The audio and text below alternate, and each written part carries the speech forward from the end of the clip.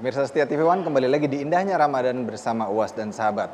Dalam pembahasan kita hari ini, bahayanya berilmu tapi tidak mengamalkan. Nah, Ustadz Abdul Somad, bagaimana nasihatnya buat kami yang udah ilmunya nggak banyak, terus nanti kalau misalnya sedikitnya itu tidak diamalkan juga jadi rugi banget gitu. Gimana nasihatnya buat kami nih, Ustadz? Al-Fakir Abdul Somad tidak pernah melangkahkan kaki keluar rumah kecuali dengan niat menuntut ilmu. Kenapa? Karena kalau kita niat menuntut ilmu, Allah akan mengirimkan malaikat menurunkan rahmatnya. Duduk bersama para ulama, mujalasatu sholihin, menenangkan hati dan jiwa. Maka kalau jamaah memperhatikan, kemanapun anak pergi, menemui para ulama, baik yang masih hidup, mungkin sudah meninggal dunia, anak ziarah, mendoakan, karena itu dapat menenangkan jiwa. Jadi jangan pernah berhenti menuntut ilmu. Sampai akhirnya pada suatu tausiah jalan darat di Riau, di belakang truk ada tertulis, jangan menuntut ilmu karena ilmu tidak bersalah. Ternyata dia terjemahan dari bahasa Arab. Penuntut ilmu itu diambil dari kata talibul ilm. Jadi bahasa Inggris itu pelajar itu disebut dengan student. Ya. Tapi sampai hari ini anak tidak tahu apa arti student, itu selalu diartikan murid. Dalam bahasa Arab, murid itu artinya orang yang punya iradah, keinginan yang kuat. Oke. Orang yang punya keinginan yang kuat disebut dengan murid. Orang yang menuntut, mencari terus disebut dengan talibul ilm.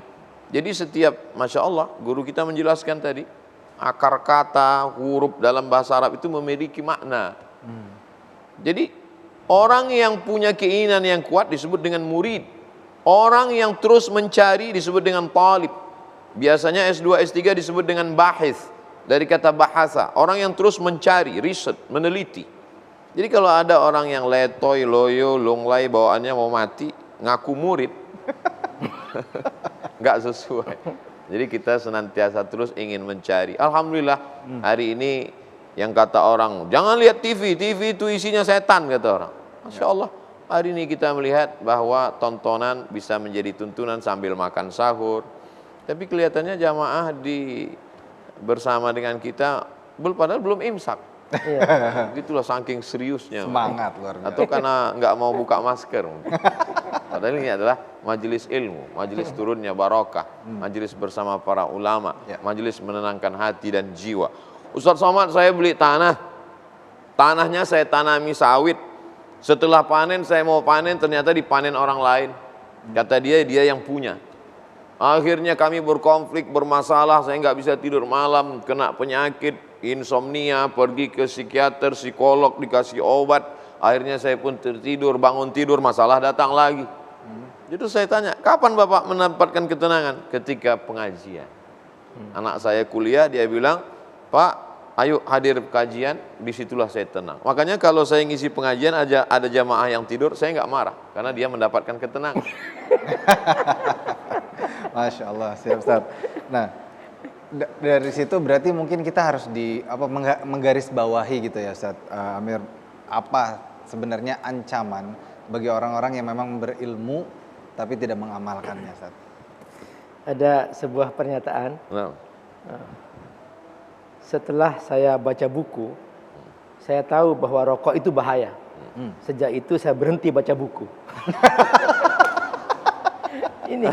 Ini dia bahayanya. Betul itu dia tuh. Kata Ustaz Abdul Somad, nanti ada orang berkata, setelah saya ikut pengajian, saya tahu rokok itu bahaya. Sejak itu saya nggak ikut pengajian lagi.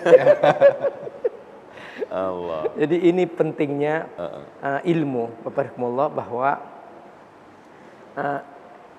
orang yang tidak punya ilmu cara menyetir mobil, lalu dia nyetir, nggak tahu cara nginjak rem, yang diinjak gas, nabrak, dan menyebabkan kecelakaan. Akhirnya banyak korban. Nah itu ketika seseorang hanya semangat amal, tapi tidak tahu ilmunya. Karenanya kita belajar dulu cara nyetir mobil, kemudian kita harus tahu rambu-rambu yang harus kita pelajari. Jangan sampai lampu merah terus terobos, ditangkap polisi. Terus kemudian dia bikin ngeles, cari alasan. Di kampung saya Pak, lampu merah jalan gitu. Nah padahal dia salah gitu. Nah ini banyak orang tanpa ilmu terus berusaha membenarkan dirinya. Padahal dia salah gitu. Dia ngeles gitu. Ada seorang, dia jadi imam. Padahal dia bukan ustadz, hanya ketepatan aja pakai peci, pakai baju putih. Karena orang menyangka itu ustadz, dia jadi imam. Jadi imam salat mayit. Nah dia nggak pernah jadi imam. Pakai ruku. Ditegur oleh jemaahnya, Pak, kalau salat mayit nggak pakai ruku. Dia ngeles. Ini mayitnya banyak dosanya, dia pakai ruku. Nah ini kan bahaya lagi kan gitu. Nah itulah dia. Jadi orang kalau tanpa ilmu, dia bukan hanya sesat untuk dirinya, tapi juga dia menyesatkan bagi orang lain. Nah inilah bahayanya. Nah oleh karena itu, jangan merasa malas mencari ilmu. Para sahabat dulu, ketika mereka dalam peperangan di medan tempur, mereka minta kepada sahabatnya, satu orang panglima yang memerintahkan, kamu datang ke majlis Nabi sekarang. Apa yang Nabi sampaikan, segera kamu balik ke sini, aku ingin mendengarkan. Kenapa? Karena para sahabat takut aku beramal salah yang aku amalkan. Sampai seperti itu. Dan Umar bin Khattab radhiyallahu an, Abu Bakar Siddiq juga yatanawab baina jiranihi. Mereka saling bergantian. Kalau hari ini nggak bisa hadir ke majlis Nabi, satu orang diutus tetangganya, kamu datang ke majlis Nabi. Aku ingin mendengarkan apa yang Nabi sampaikan. Sampai di tengah para sahabat sendiri saling meriwayatkan di antara mereka. Itulah timbulnya sanadul hadis. Itu kenapa? Karena di antara para sahabat itu saling meriwayatkan. Sampai suatu hari, ini dalam kitab Rihlatul Ulama fi Thalabil Hadis, bagaimana para ulama itu mencari hadis. Itu luar biasa.